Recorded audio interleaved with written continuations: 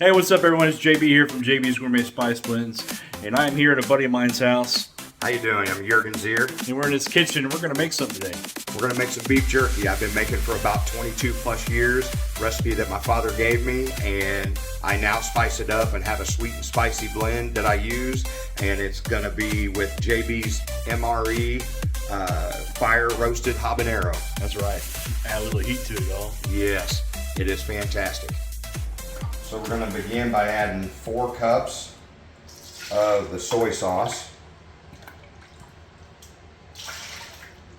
which averages about 1 bottle for the 2 cups, but I still like to hold the cup over to measure. We're gonna then add 1 cup of Worcestershire sauce. The Worcestershire. Worcestershire.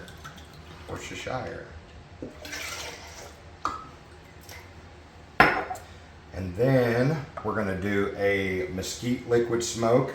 You can use hickory or mesquite, it doesn't matter. I like to mix sometimes and use both. You're gonna use 1 full bottle, and then I use about a half of another bottle, just kind of eyeballing it. And then this is where the MRE fire roasted habanero hot sauce from JB's Spice Blends come in for the delicious heat that we put through.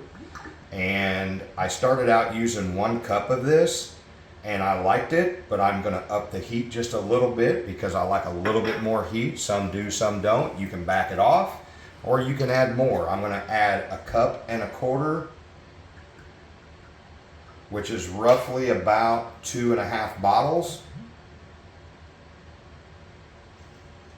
And we'll get a little bit more of this in here, and I'll call it good. All right. And then we add our sugar. Just any kind of brown sugar. I use G&H or C&H. And I go 3/4 of a bag. So I'll start out so I don't splash it everywhere. Get the half bag going. Back it off to about 3/4. Give it that sweet heat. And then I mix it and whisk it very well. And then I'm going to start opening up the meat, adding the meat in. And depending on how the butcher sliced it, most of it looks really good, ready to go piece by piece. Sometimes I have to use a knife and cut it up if it's too big, because I like thinner slices of beef jerky. That's a smoky slurry. Yes, smells so good. It smells delicious. I just like to mix it up really, really well. Get that brown sugar and heat all mixed up in there. But I will say, once I put the meat in here and drop it in, I just drop it in for about 2 minutes. And then whenever I get ready to bag it up so I can marinate it over 24 hours, I'll bag it up in some Ziploc bags and completely use this mix, add it in with the rest of the meat. In the bags, okay. In the bags. So you don't just cellophane over the bowl and throw it in the fridge?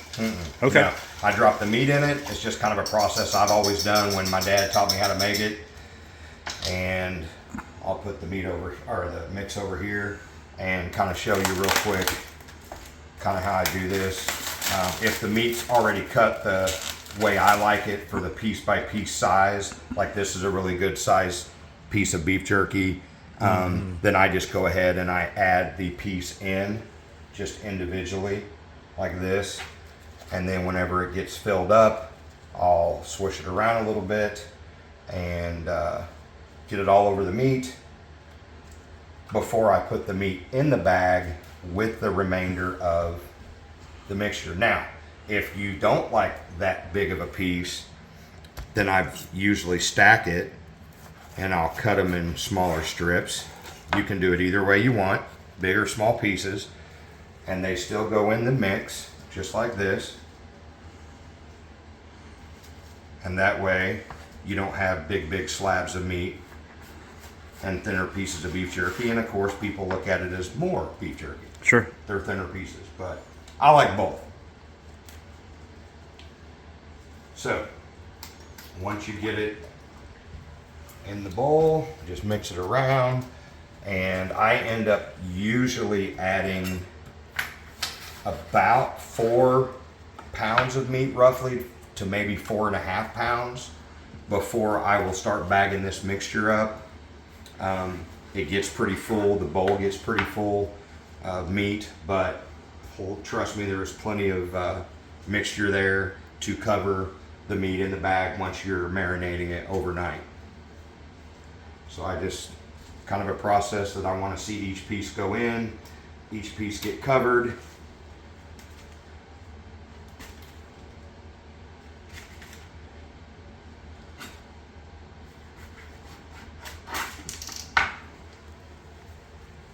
And then I usually mix it around after one pack is in there individually.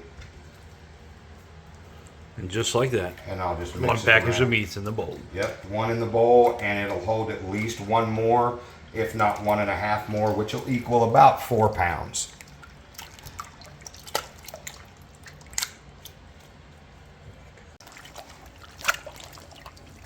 The meat slurry. Getting it all mixed in there. Just for a dip. It's going to marinate for 24 hours, but get that first little dip, get it all over it.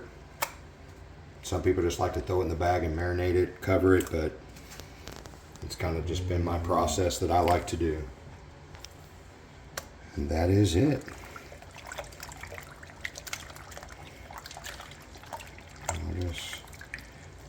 That's roughly 4 to 4.5 pounds of meat. I like it. And good smell of a mix. Just adding the last little bit of marinade. Separation in there. Here, I gotta do this. Oh yeah, it is good. Get you some of that. Okay, this is the last step of the process here. I just sheet tray the beef jerky up according to the size and pieces that I've got. There's no rhyme or reason the way to do it. I just flatten it all out. I don't try to crowd it too much. And then right before it goes in, it's just something that I've always done. I just kind of put my hands in the mix a little bit with the mix, and I just kind of almost like paintbrush it over the pieces. Just one last little bit of glaze before I put it in the dehydrator. A little extra jazz. Yeah, and then I put it in the dehydrator. We load all the trays in. I put it in there for around 5.5 hours minimum, but no more than 6 hours at 145 degrees to 155 degrees for the beef jerky marking on the dehydrator.